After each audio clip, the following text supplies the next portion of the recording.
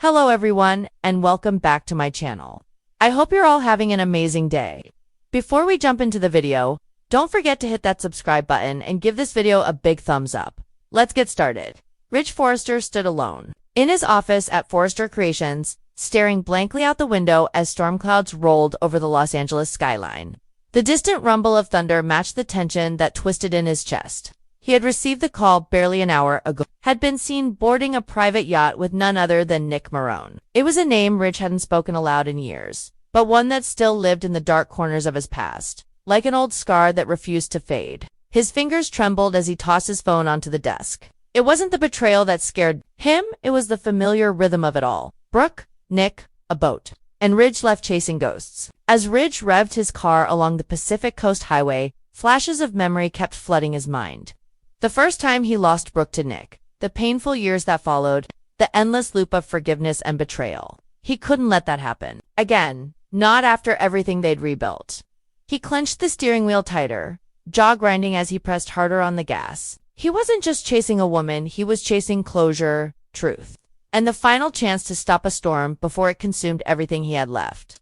Out on the water, the yacht cut a gentle path through the waves, its white sails glowing gold in the late afternoon sun. Brooke Logan stood at the edge of the deck, her eyes fixed on the horizon, but her mind thousands of miles away. She wasn't sure why she had agreed to meet Nick again. Maybe it was curiosity, maybe it was closure, or maybe, deep down, it was the part of her heart that still hadn't let go.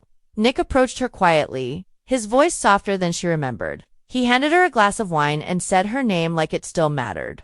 And that's what scared her most, because maybe it still did. Nick Marone had always been a mystery wrapped in a charm offensive. A pirate with a heart. He leaned on the railing beside Brooke and watched her with those eyes that once made her forget her own name. "You came," he said, not as a question, but as a statement of victory. Brooke's reply was almost a whisper. "I shouldn't have." But she stayed. They talked about the past, about Fiji, about her laughter, about the child they lost, and the chances they never took. And somewhere in between those memories, the space between them started to disappear.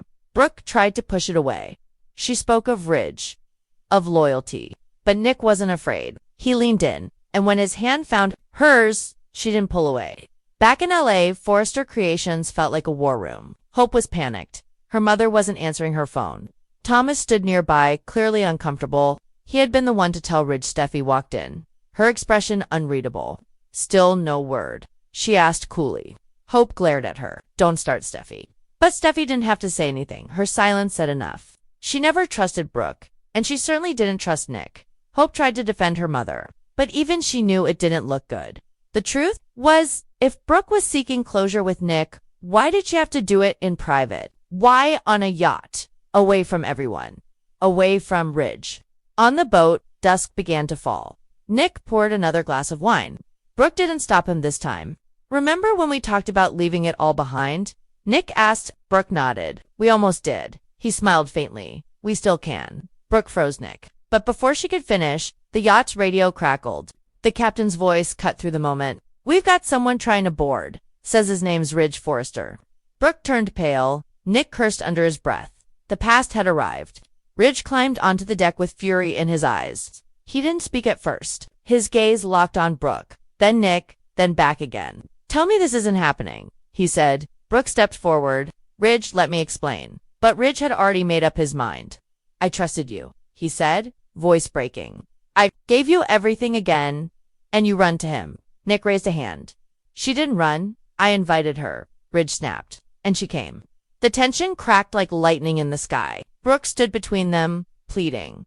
Nothing happened. "I needed clarity." Ridge's face was stone. "Did you find it?" The confrontation was brutal. Words turned into accusations. Accusations turned into regrets. Brooke admitted she was confused. Ridge admitted he was tired. Nick stayed silent, knowing he had already said enough. When Ridge finally left, he didn't look back. Brooke stood trembling as the boat rocked gently beneath her. Nick touched her shoulder, but she pulled away. She no longer knew what she wanted. All she knew was that something had broken and it couldn't be fixed easily.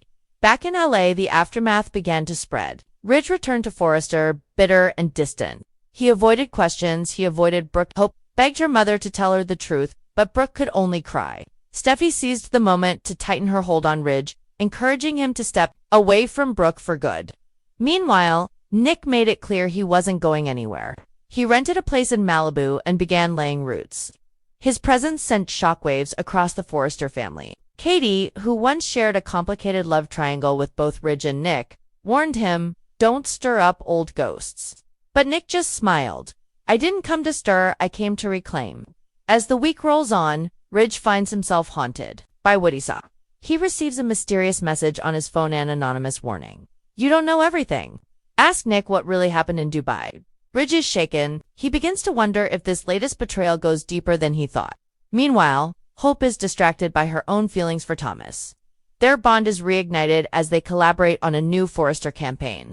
Liam, sensing the shift, tries to win her back, but it may be too late. Thomas, emboldened by the chaos around him, begins planning something big, a proposal. Steffi watches all of this unfold with clinical precision. She knows her father is vulnerable. She knows Brooke is spiraling, and she intends to use both facts to her advantage. She encourages Ridge to consider a future without Brooke, a future that doesn't involve pain. But Ridge isn't sure he can do that. For all her faults, Brooke is the only woman who ever truly knew his soul. The week ends with Brooke alone at her home, staring at a photo of her and Ridge from years ago. The phone rings. It's Nick. He wants to meet again. Brooke doesn't answer. She simply stares into the darkness, unsure of which man truly holds her heart hand, whether she deserves either of them. On the other side of town, Ridge looks out his window again, thunderclouds returning in the distance. The storm had passed, but the damage it left behind was just beginning to show.